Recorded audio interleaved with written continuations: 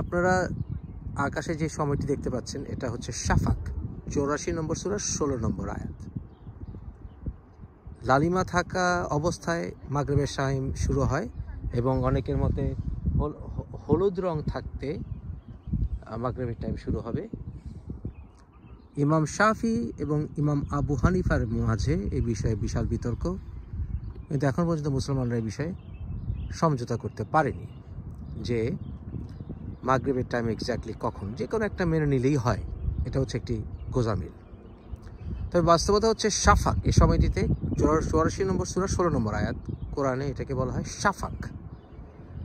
তাই শাফাক শব্দটি ব্যবহার করে কিন্তু 2 নম্বর সূরার 187 নম্বর আয়াতে বলা হয়নি যে রোজা এই সময়ে ভাঙতে হবে, বা বলা হয়েছে যতক্ষণ পর্যন্ত রাত না হবে রোজা রাখবে।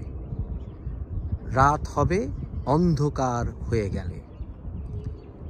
অন্ধকার না হওয়া পর্যন্ত এই সময়টিতে আসলে আলো থাকে, দেখতেই পাচ্ছেন আলো আছে, আলো আছে।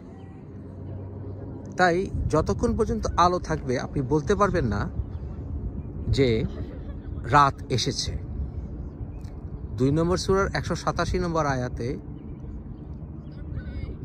আপনি যতক্ষণ পর্যন্ত রাত না হবে আপনাকে রোজা রাখতে হবে। 91 নম্বর সূরার 1 থেকে 4 নম্বর আয়াত পড়ুন, দেখবেন দিনের প্রমাণ হচ্ছে সেটা আলো থাকবে।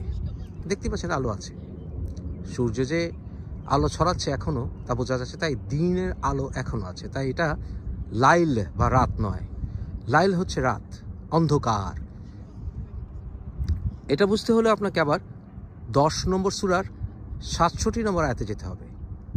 10 নম্বর সূরার 67 নম্বর আয়াত, সেখানে যদি দেখেন তাহলে বুঝবেন যে রাত অন্ধকার থাকে এবং দিন আলো থাকে।